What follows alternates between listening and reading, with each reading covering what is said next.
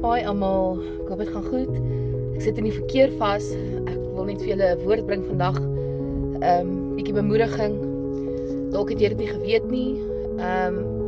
Baie keer kry ek die vraag van mense en dan vra hulle vir my, maar wat is hulle het nie 'n purpose nie. Hulle weet nog nie wat is hulle purpose in hierdie wêreld nie. En julle Genesis 1 vers 26 toe God die mens gemaak het. Toe sê God, kom ons maak die mens as verteenwoordiger van ons. Nou ons praat God daarvan, van God, die Vader, God die Seun en God die Heilige Gees. Jesus en die Heilige Gees was saam met hom daarso. En julle, dit is so groot verantwoordelikheid en dit is ons purpose. Ons is verteenwoordigers van die drie-enige God. Dit is hoekom ons geskaap het. Ons is vir hom geskaap, hy is nie vir ons geskaap nie. En dit is vir my moeilik om vir mense te verduidelik om te besef dat wat jou purpose op hierdie aarde is. Jou purpose nie om jou eie drome na te jaag nie. Jou purpose is nie om ander mense tevrede te stel, of om ryk te wees, of die grootste huise te hê, of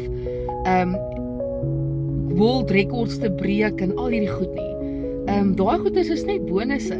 Jou doel op die aarde is as 'n verteenwoordiger van die drie-enige God. En as jy nou mooi gaan kyk, wat doen 'n verteenwoordiger van die drie-enige God?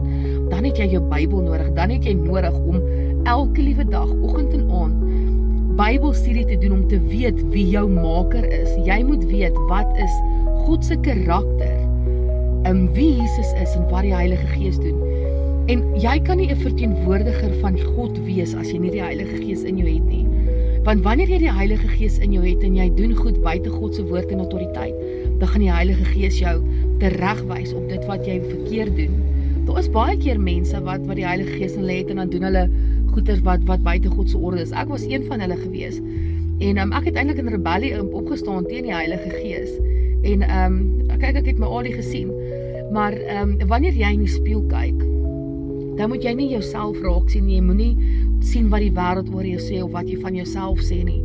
As jy in die spieël kyk, moet God terugkyk, want jy is 'n verteenwoordiger van God.